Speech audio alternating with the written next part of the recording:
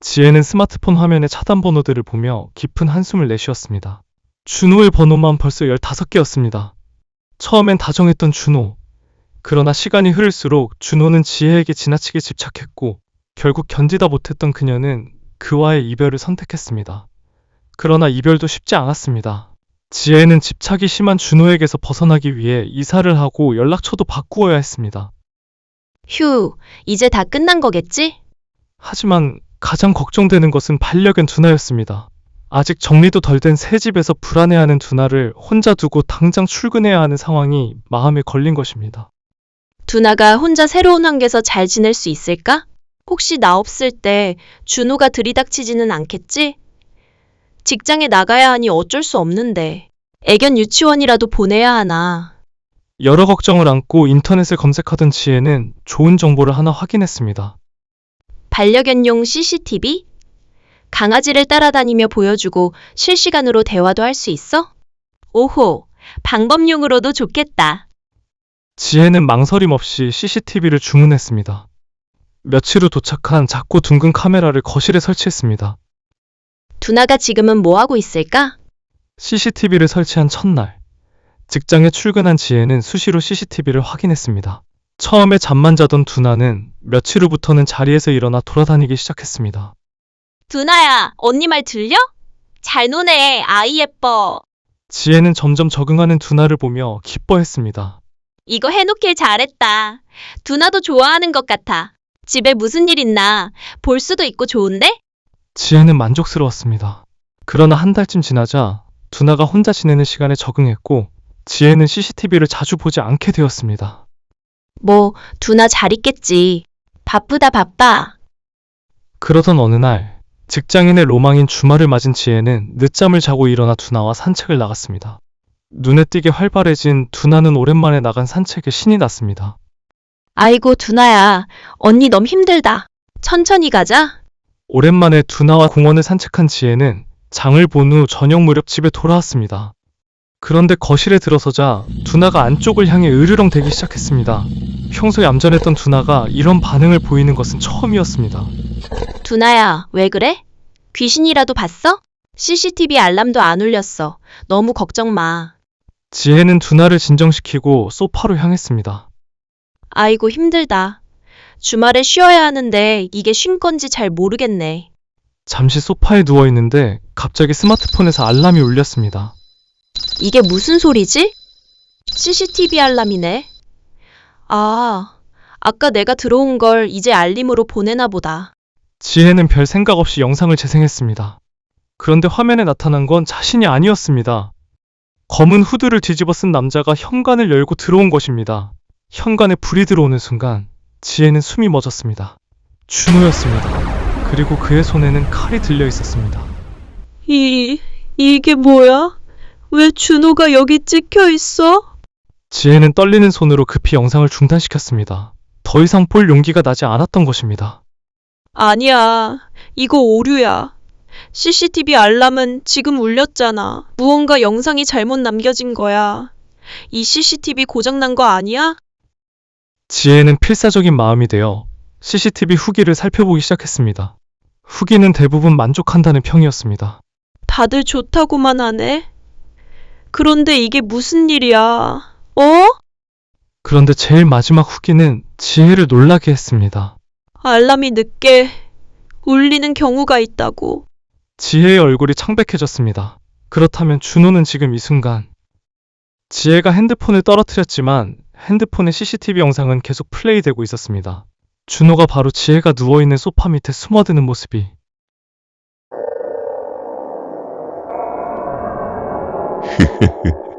그동안 참 잘 지냈구나.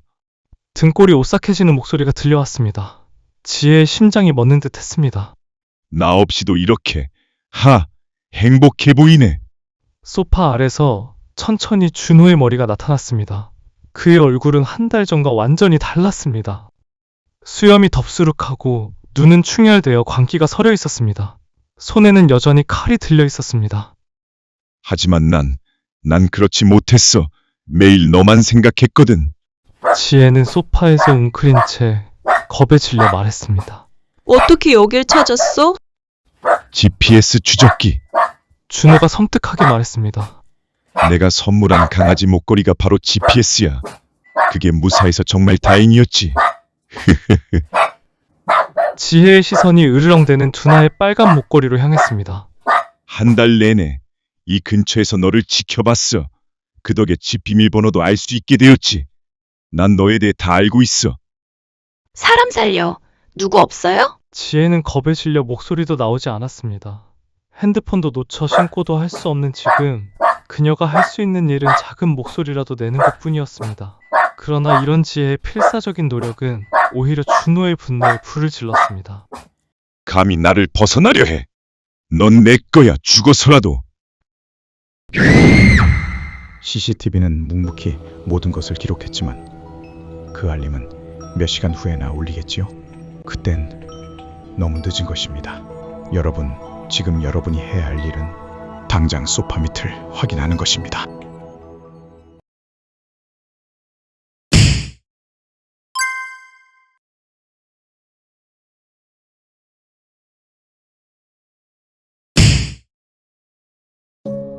서울의 한 아파트에서는 지금도 밤 12시가 되면 피아노 선율이 흘러나온다고 합니다. 하지만 그 곡조는 아름답지 않아요. 마치 부러진 오르골에서 나오는 것처럼 불협화음으로 일그러져 있고 들으면 들을수록 등골이 서늘해지죠. 민서는 한국 무용계에 떠오르는 신성이었습니다. 불과 17세의 나이에 이미 국제 콩쿠르에서 금상을 휩쓸었고 유럽의 유명 발레단에서 러브콜이 쇄도했죠. 그녀의 어머니 윤희는 자신의 모든 것을 딸의 꿈에 쏟아부었습니다. 남편이 일찍 세상을 떠난 후 민서만이 그녀의 유일한 희망이자 자랑이었거든요. 그러나 운명은 잔혹했습니다. 혈관 육종이라는 희귀 질환입니다. 진행 속도가 매우 빠르고 의사의 차가운 진단이 윤희의 세상을 무너뜨렸습니다. 하루하루 야위어가는 딸을 보며 그녀는 무력감에 잠식되어 갔습니다. 엄마, 나 다시 춤출 수 있을까? 병원 침대에 누워있던 민서가 천장을 바라보며 속삭였습니다. 그 목소리는 바람에 흩어질 듯 가늘었습니다. 윤희는 모든 방법을 시도했어요. 최고의 의료진, 실험적 치료, 심지어 검증되지 않은 민간요법까지. 하지만 딸의 상태는 날로 악화되기만 했지요. 절망에 빠진 그녀에게 병원 청소부 아주머니가 조심스럽게 다가왔습니다. 강화도에 할매가 한 분 계신데 죽을 사람도 살린다고 하더라고요. 윤희는 마지막 희망이라도 붙잡는 심정으로 그곳을 찾았습니다. 이상한 기운이 흐르는 듯한 허름한 한옥. 그 안에서 등이 굽은 노파가 그녀를 기다리고 있었죠. 딸이 춤추는 걸 보고 싶다고? 그럴 수 있지. 하지만 대가를 치러야 해. 얼마든지 지불하겠습니다. 당연하지. 그뿐이 아니야. 무슨 일이 있어도 내 딸. 사진은 찍지 않는 게 좋을 거야. 하지만 노파의 경고는 이미 윤희의 귓가를 스쳐 지나가고 있었습니다. 윤희는 큰 돈을 내고 노파에게 부적을 받아와 치료를 포기하고 집에서 요양하고 있는 민서 곁에 놓았습니다. 그리고 3일 후 오랫동안 의식을 잃고 있던 민서가 갑자기 눈을 떴습니다. 윤희는 기뻐 눈물을 흘렸지만 딸의 눈동자는 어딘가 이상했어요. 마치 인형의 유리구슬 같았죠. 그날 밤 자정, 윤희는 딸의 방에서 들려오는 희미한 음악 소리에 잠에서 깼습니다. 그 피아노 곡은 무척 섬뜩하게 들려왔습니다. 음악 소리에 이끌리듯 딸의 방으로 다가가 문틈으로 방 안을 들여다본 순간 윤희는 숨이 막혔습니다. 민서가 춤을 추고 있었던 것입니다. 하지만 그것은 춤이라기보다는 경련에 가까웠습니다. 관절이 부자연스럽게 꺾이고 목이 기묘한 각도로 돌아가고 있었어요. 그럼에도 불구하고 그 움직임에는 기괴한 아름다움이 있었습니다. 윤희는 무의식 중에 핸드폰을 꺼내 셔터를 눌렀습니다. 그 순간 민서의 움직임이 멈췄습니다. 그리고 천천히 고개를 돌려 어머니를 바라보았습니다. 그 시선에는 분노가 가득했습니다. 부적의 힘을 통해 민서의 회복을 기대했던 윤희는 그러나 일주일 후 사랑하는 딸의 장례를 치러야 했습니다. 부적은 딸의 마지막 희귀한 춤만 보여주었을 뿐 회복하게 만들지는 못했던 것입니다. 그리고 며칠 후 사진을 현상하러 갔습니다. 손님, 이 사진 좀 이상한데요? 사진관 사장의 얼굴이 창백했습니다. 윤희가 받아든 사진을 본 순간 온몸에 피가 거꾸로 솟았습니다. 사진에는 없어야 할 것이 찍혀 있었던 것입니다. 천장에서 늘어진 검은 실들이 딸의 사지와 머리에 연결되어 있었고 그 실들을 조종하는 것은 얼굴이 없는 거대한 그림자였습니다. 그런데 그 순간 그림자의 얼굴이 부적을 준 노파의 얼굴로 변하면서 갑자기 윤희를 바라보았습니다. 노파는 사람이 영혼을 먹고 그 힘으로 시체를 조종하는 사령술사였던 것입니다. 그날 밤부터 윤희의 집에서는 매일 자정에 발레 음악이 흘러나왔습니다. 처음에는 이웃들이 소음 신고를 했지만 곧 아무도 그 집 근처에 얼씬거리지 않게 되었어요. 왜냐하면 매일 밤 기괴한 춤사위가 창문 너머로 보였기 때문입니다.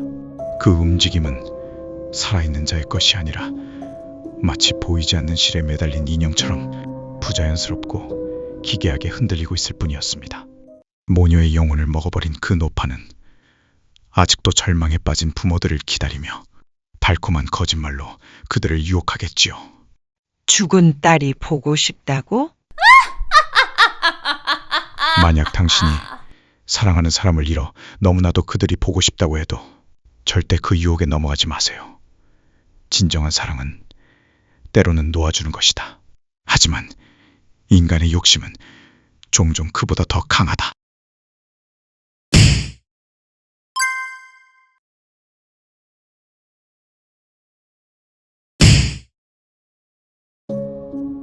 밤이 깊어지자 공원에는 고요함만 가득했습니다.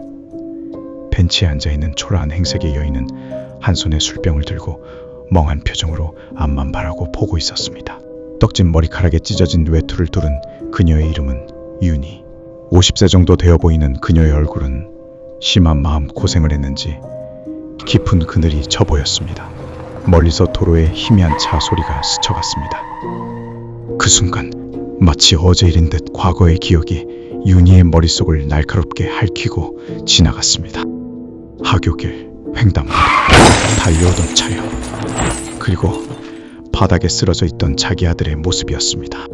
내 새끼, 그 차가운 길바닥에서 얼마나 아팠을까? 그녀는 나지막이 중얼거리며 고개를 숙였습니다. 윤희는 얼마 전 결혼 10년 만에 축복처럼 찾아온 아들을 교통사고로 잃었습니다. 아들을 잃으면서 윤희의 세상은 무너져버렸습니다. 그녀는 극심한 우울증에 시달렸고 결국 남편마저 그녀를 떠났습니다. 의지할 곳도 없던 그녀는 스스로를 세상에서 지워버리듯 거리를 떠돌기 시작했습니다. 낮이건 밤이건 값싼 술에 의지해 의식을 잃는 나날이 이어졌지만 윤희는 술이라는 탈출구마저 없다면 벌써 이 세상을 떠났을지도 모른다고 생각했습니다. 그날 밤도 윤희는 소주 한 병을 들이키고 있었습니다. 춥지요? 인자한 표정을 가진 할머니였습니다. 할머니는 한 손에 뜨거운 국이 담긴 보온병을 들고 있었습니다. 그러나 윤희는 멍한 표정으로 대꾸하지 않았습니다. 그러자 할머니는 미소를 지으며 보온병에서 따른 따뜻한 국을 한 대접 권했습니다. 빈속에 술만 먹으면 못 써요. 자, 따뜻한 국물 좀 먹어봐요. 할머니를 빤히 바라보던 윤희는 국을 받아 마셨습니다. 국물은 짰지만 속이 데워지는 느낌이 들었습니다. 고맙습니다. 윤희가 중얼거리자 할머니가 조용히 말했습니다. 혼자 외로웠겠네. 내 가끔 들를 테니 너무 힘들어 말아요. 며칠 뒤 할머니는 약속대로 윤희를 다시 찾았습니다. 이번에는 빵과 담요를 가져왔습니다. 잘 지냈어요? 아직 날이 찬데 어디 아픈 데는 없고? 할머니는 자상하게 웃으며 물건을 건넸습니다. 네, 이번엔 윤희도 말문을 열기 시작했습니다. 둘은 벤치에 앉아 이야기를 시작했습니다. 무슨 사연인지는 모르겠지만 아직 앞길이 구말리인 사람이 이렇게 자신을 돌보지 않으면 어쩐답니까? 혹시 갈 곳이 없으면 내가 동해에 알아봐 주리다. 아니에요. 전 그냥 이런 곳이 좋아요. 윤희를 딱하다는 표정으로 바라보던 할머니가 말했습니다. 호, 소중한 것을 잃었소? 그러자 윤희는 깜짝 놀라 할머니를 바라보았습니다. 그리고는 곧 울음을 터뜨렸습니다. 할머니는 아무 말 없이 윤희를 보듬어 주었습니다. 그래요. 많이 울어요. 그래야 나아요. 한참을 울고 난 윤희는 할머니에게 자신의 이야기를 털어놓기 시작했습니다. 결혼 10년 만에 겨우 얻은 아이를 떠나보냈어요. 교통사고였죠. 아이고, 저런. 장례식을 마치고 화장터로 들어가는 관을 보니 내 가슴이 다 불타버리는 것 같았어요. 제가 아이를 지키지 못했어요. 그날 왜 혼자 오게 두었을까요? 할머니는 아무 말 없이 윤희를 토닥였습니다. 그래서 죽고 싶어요? 윤희는 잠시 침묵하다가 고개를 끄덕였습니다. 네, 더는 버틸 힘이 없어요. 제 삶의 희망이었던 아이도 없고 살아서 뭐 하나 싶습니다. 할머니는 한동안 그녀를 바라보았습니다. 이 세상에 의미 없는 존재는 없어요. 당신도 마찬가지죠. 그럴 리가요? 아이도 남편도 결국 제가 떠나게 한 걸요. 그렇게 생각해요? 그럼 당신이 없는 세상을 한번 볼까요? 네? 그런 일이 어떻게 가능하죠? 그러자 할머니는 알듯말듯한 미소를 띄우더니 품에서 거울을 하나 꺼내 들었습니다. 자, 이 거울은 우리에게 다른 세상을 보여주죠. 한번 보겠어요? 윤희는 할머니의 거울을 들여다보고는 깜짝 놀라지 않을 수 없었습니다. 거울 속에는 낯선 거실이 보이는 것이었습니다. 식탁에 앉아 웃으며 밥을 먹고 있던 소년의 얼굴을 확인한 윤희는 심장이 멎을 것 같았습니다. 그 소년은 윤희의 죽은 아들이었습니다. 엄마, 오늘은 일찍 끝나는 날이니까 오후에 같이 자전거 사러 가요. 이 녀석 생일이라고 너무 기대하는 거 아니야? 그러자. 오늘은 아빠도 일찍 오신댔으니까 모두 함께 쇼핑하고 저녁도 먹고 올까? 기쁘게 답하는 아들의 엄마. 그녀는 윤희가 아니었습니다. 젊고 아름다운 아들의 엄마는 지금 자신의 모습과는 하늘과 땅 차이가 나 보이는 사람이었습니다. 자신이 없는 그 세상에서 아들은 더 잘 자라고 있던 것입니다. 윤희의 마음은 찢어지는 듯 했습니다. 미안해, 우리 아들. 나만 아니었으면 저렇게 잘 살아 있었을 텐데. 윤희는 결국 정신을 잃었습니다. 시간이 얼마나 흘렀을까. 그녀가 다시 눈을 떴을 때 곁에서 할머니의 목소리가 속삭이듯 들려왔습니다. 봤어요? 당신이 없어도, 아니 없으니 아들이 더 행복해 보이네요. 죽기는커녕 아주 행복해 보여요. 깊은 절망에 빠진 윤희는 자신에게조차 낯선 차가운 목소리로 말했습니다. 그래요. 이제 정말 살아야 할 이유가 전부 사라졌습니다. 그러자 할머니가 미소를 지으며 그녀에게 주려고 들고 온 봉투에서 투병한 병을 꺼내 내밀었습니다. 마시면 당신 뜻대로 됩니다. 아주 조용하고 아프지도 않게. 윤희는 잠시 그 얼굴을 바라보다가 컵을 들이켰습니다. 액체가 목구멍을 타고 내려가고 윤희의 의식이 가물거리는 순간 할머니의 입꼬리가 길게 그리고 부자연스럽게 찢어졌습니다. 그 검은 틈에는 분명 사람이 아닌 존재들이 우글대고 있었습니다.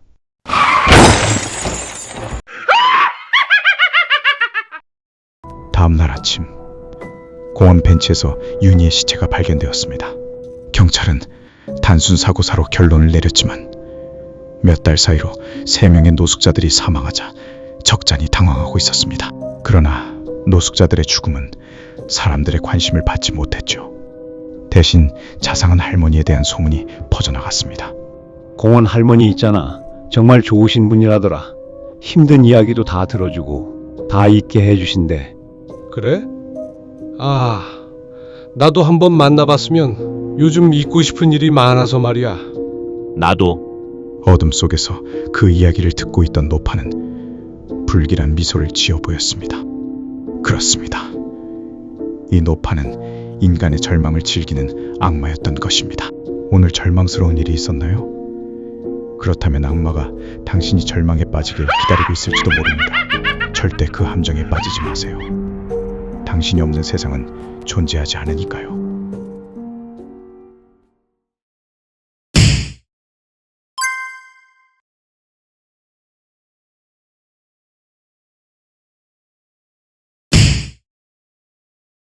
추석 연휴를 맞아 친정에 내려갔던 민준 엄마는 서울로 돌아가는 길을 서둘렀습니다. 늦은 시간이더라도 빨리 올라가 출근 준비를 해야 했던 것입니다. 엄마, 나 화장실. 그래, 알았어. 저기 휴게소가 있으니 들어가자. 아들 민준이가 화장실에 가고 싶어해 들른 작은 휴게소. 왠지 을씨년스러운 기운이 흐르는 것 같았습니다. 휴게소에 왜 이리 사람이 없어? 민준아, 어서 다녀와. 응, 엄마. 그런데 민준이는 시간이 훌쩍 지났는데도 화장실 밖으로 나오지 않았습니다. 민준아? 화장실 입구에서 불렀지만 대답이 없자 엄마는 안으로 들어갔습니다.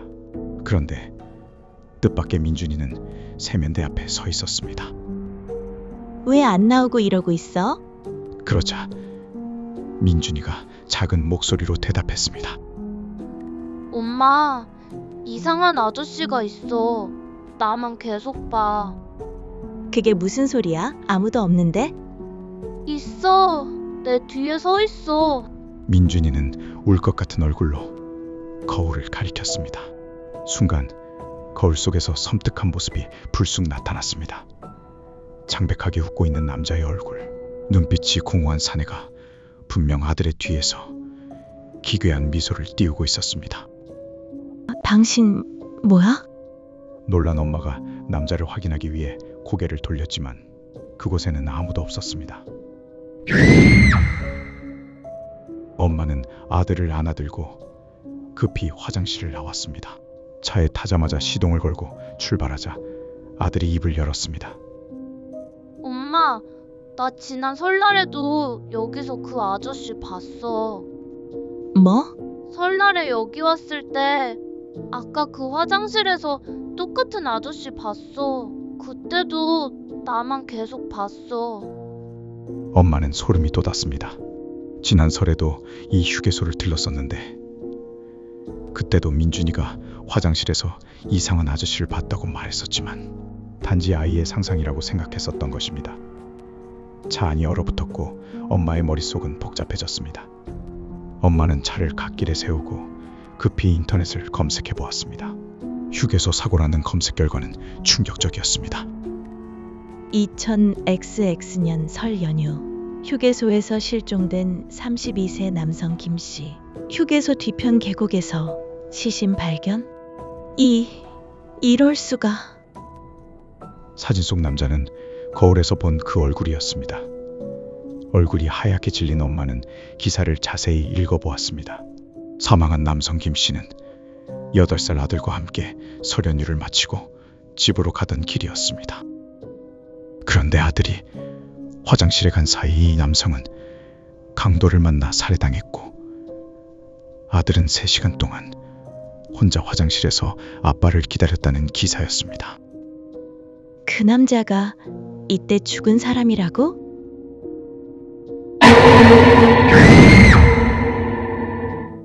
이때 갑자기 아까 보았던 남자가 자동차 전면 유리창에 나타나더니 입을 열었습니다. 우리 아들 어디로 데려가는 거야? 당장 내놓아.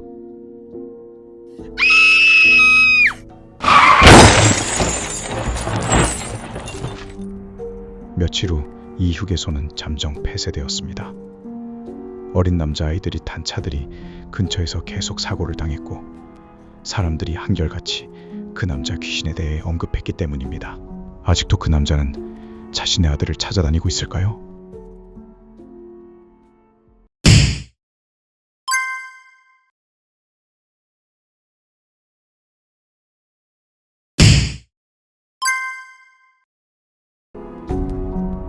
살아가다 보면 하루하루가 반복되는 것 같기도 하지만 가끔은 말로 표현할 수 없는 기묘한 사건이 우리 곁을 스치고 지나가곤 합니다.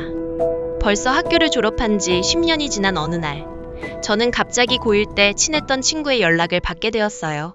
SNS를 보고 연락했다는 그 친구와 DM을 통해 대화를 하다가 저녁 식사를 하기로 약속했습니다. 미라야, 너무 오랜만이다. 잘 지냈어? 그래, 오랜만이야. 우리는 반가운 인사를 나누었습니다. 그런데 친구의 얼굴이 그리 밝게만은 보이지 않았어요. 그리고 자꾸 뒤를 흘끔거리고 몸을 떨었죠. 어디 아파? 내가 약속을 너무 급히 잡았나? 미안해서 어째. 그러자 친구는 불안한 표정으로 말했습니다. 아니야, 안 아파. 실은 좀 이상한 일이 있어서. 응? 무슨 일인데? 친구의 얼굴이 어두워졌습니다. 그게 오랜만에 만나서 이런 말 꺼내기 좀 그런데. 보험 들라고? 그러나 친구는 함께 웃기는커녕 심각한 표정을 지어 보였어요. 아니야, 설마 내가 그런 일로 오랜만에 연락했겠니? 실은 내가 지난주에 남자친구랑 여름 휴가를 다녀왔거든. 친구는 이야기를 이어갔습니다. 계곡 펜션으로 갔었는데 해가 질 무렵 갑자기 밖에서 노크 소리가 들려오는 거야. 노크 소리? 그런데? 응, 노크 소리. 그런데 그냥 똑똑똑이 아니고 아주 절박한 소리였어. 어쩐지 불안한 느낌이 들어 나는 친구의 말에 저절로 집중하게 되었습니다. 그런데 아무리 누구냐고 물어도 답을 하지 않더라고. 때마침 남자친구는 샤워 중이었고 그래서 문을 열어봤어. 그런데? 그런데 아무도 없더라고. 그래? 나는 친구의 심각한 표정에 덩달아 긴장하기 시작했습니다. 그런데 그게 다가 아니야. 친구는 정색을 하고 말을 이었습니다. 내가 뒤돌자마자 그 노크 소리가 또 들리는 거야. 놀란 나는 약간 화가 나서 문을 벌컥 열어봤어. 그런데 또 아무도 없더라. 그 펜션 관리인 같은 사람 아닐까? 아니면 숙소를 잘못 찾아왔다거나. 그러게. 나도 그럴 거라 생각하고 참았지. 그런데 신기하게도 남자친구랑 난 같이 있을 때는 노크하는 소리가 없어졌어. 한편으로 다행이다 싶었지. 그래, 다행이다. 그래서 잘 놀다 온 거야? 아니, 그날 밤 남자친구가 깊이 잠이 들자 노크 소리가 다시 들려왔어. 급히 나가보면 또 없고. 그래? 그때부터 나는 무서워졌어. 그래서 부들부들 떨고 있었더니 남자친구가 깨서 위로해줬어. 같이 있어서 정말 다행이었구나. 그러게. 새벽녘에 겨우 잠든 나는 다음날 오후 늦게 펜션을 나와 계곡으로 나갔어. 밖으로 나가면 노크하는 사람이 나를 쫓아오지 못할 것 같았거든. 그랬겠다. 그런데 너무 스트레스를 받았던지 배가 아프더라고. 그래서 계곡 근처 화장실에 갔는데 누군가 또 화장실 문을 노크하는 거야. 그럴 수가. 덜덜 떨며 벌컥 문을 열었는데 누군지 봤어? 아니, 여전히 아무도 없더라. 저런. 무척 겁을 먹은 친구는 결국 다시 펜션으로 돌아가기로 하고 길을 나섰는데 남자친구가 친구의 약을 사오겠다며 먼저 들어가라고 했다는군요. 친구는 혼자 펜션으로 돌아갔어요. 그런데 또다시 들려오는 노크 소리. 친구는 온몸이 굳어버렸습니다. 이번엔 소리 지르거나 문을 여는 대신 조심스럽게 문 구멍으로 내다보았지요. 그러자 밖에 있던 사람은 다행스럽게도 남친이었다는군요. 휴, 어서 와. 놀랐잖아. 말을 하지 그랬어? 그러나 남친은 사오겠다는 약은 들고 있지 않았습니다. 남친은 아무 말 없이 안으로 들어왔어요. 친구가 의아하게 그를 바라보는데 그 순간 밖에서 남친의 목소리가 들렸어요. 유진아, 나 왔어. 문 좀 열어줘. 순간 등골이 오싹해진 친구는 집안에 있던 남친을 바라보았습니다. 그런데 남친은 온데간데 없고 복도에 진열되어 있던 그릇들이 바닥에 쏟아져 산산조각이 났어요. 놀란 친구는 그 길로 밖으로 나가 남친 손을 잡고 정신없이 뛰어 근처 펜션 관리소로 갔습니다. 그곳에서 관리인을 만나 사정을 이야기하자 놀란 표정의 관리인이 말했답니다. 허허, 그런 일이 실은 작년 이맘때 여기서 어떤 여자가 강도를 당해 죽임을 당했어요. 발견될 때 그분 필사적으로 문을 두드리고 있었다고 하더군요.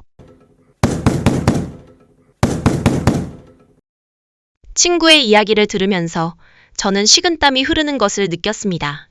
그런데 말을 마친 친구는 갑자기 테이블을 노크하기 시작했어요. 뭐야? 왜 그래? 무섭게? 이런 소리였어. 야, 그만해. 무서워. 그런데 넌 내가 보이나 봐? 그제야 저는 테이블에 혼자 앉아있는 저를 발견했어요. 사람들이 모두 경악한 표정으로 저를 쳐다보고 있었습니다. 왜냐하면 제가 미친 듯이 식탁을 두드리고 있었거든요. 며칠 후 저는 친구들을 통해 며칠 전 만났던 친구 유진이가 산속 펜션에서 강도를 당해 죽었다는 소식을 전해 들었습니다. 그 친구는 왜 저를 찾아왔던 것일까요? 억울했던 자신의 이야기를 알려주기 위해서였을까요?